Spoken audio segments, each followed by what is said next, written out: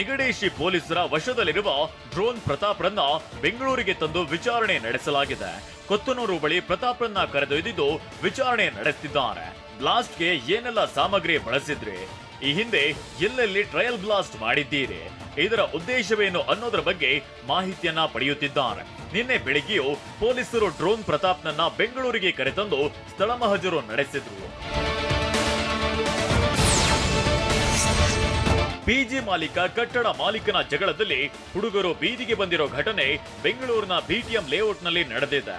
ಪಿಜಿಯ ಕಟ್ಟಡದ ಬಾಡಿಗೆ ನೀಡುವಂತೆ ಮಾಲೀಕ ಕಿರಿಕ್ ತೆಗೆದಿದ್ದಾನೆ. ಹೀಗಾಗಿ ಪಿಜಿಯಲ್ಲಿದ್ದ 25 ವಿದ್ಯಾರ್ಥಿಗಳು ಬೀದಿಗೆ ಬರುವಂತಾಗಿದೆ.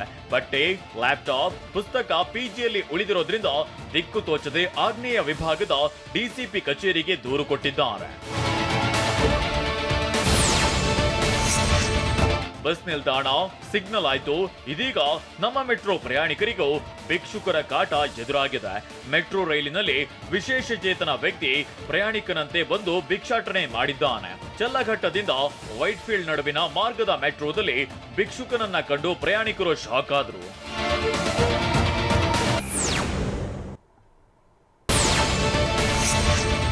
ಮಧ್ಯರಾತ್ರಿ ಖದೀಮರು ದೇವಾಲಯಕ್ಕೆ ಕನ್ನ ಹಾಕಿದ್ದಾರೆ. ದೊಡ್ಡಬಳ್ಳಾಪುರ ತಾಲೂಕಿನ ಜಿಂಕೆ ಬಚ್ಚಹಳ್ಳಿ ಗ್ರಾಮದಲ್ಲಿ ಘಟನೆ ನಡೆದಿದೆ. ವೀರಾಂಜನೇಯ ದೇವಾಲಯದಲ್ಲಿ ಸಿಸಿಟಿವಿ ಡಿವಿಆರ್ ಸಮೇತ ಹುಂಡಿಯಲ್ಲಿದ್ದ ಹಣವನ್ನ ಕದ್ದು ಪರಾರಿಯಾಗಿದ್ದಾರೆ. ಮೊನ್ನೆಯಷ್ಟೇ ಹನುಮ ಜಯಂತಿ ಹಿನ್ನೆಲೆ ದೇವಾಲಯಕ್ಕೆ ಭಕ್ತರ ದಂಡು ಹರಿದು ಬಂದಿತ್ತು.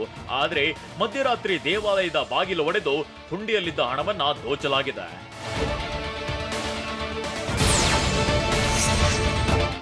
ಎಲೆಕ್ಟ್ರಾನಿಕ್ಸ್ ವಲಯದಲ್ಲಿ ಕ್ವಾಟ್ ಟೆಕ್ನಾಲಜೀಸ್ ಇಂಡಸ್ಟ್ರಿ ಸ್ಟಾರ್ಟ್ಅಪ್ ಸಿಗ್ನೇಜ್ ಮತ್ತು ಲೈಟಿಂಗ್ ವಲಯದಲ್ಲಿ 36 ವೋಲ್ಟ್ ಎಲ್ಇಡಿ ಮಾದರಿಯನ್ನ ಪರಿಚಯಿಸಿದೆ.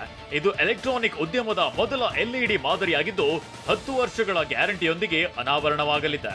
ಸುಧಾರಿತ ಥರ್ಮಲ್ ಮ್ಯಾನೇಜ್ಮೆಂಟ್ ಮತ್ತು ಸಾಟಿ ಇಲ್ಲದ ವಿಶ್ವಾಸಾರ್ಹತೆಯನ್ನ ಒಳಗೊಂಡಿರುವ 36 ವೋಲ್ಟ್ ಎಲ್ಇಡಿ ಮಾಡ್ಯೂಲ್ ವಾಣಿಜ್ಯ ಮತ್ತು ಸಿಗ್ನೇಜ್ ಅಪ್ಲಿಕೇಶನ್ಗಳಿಗೆ ಸಂಪೂರ್ಣ ಸೂಕ್ತವಾಗಿದೆ.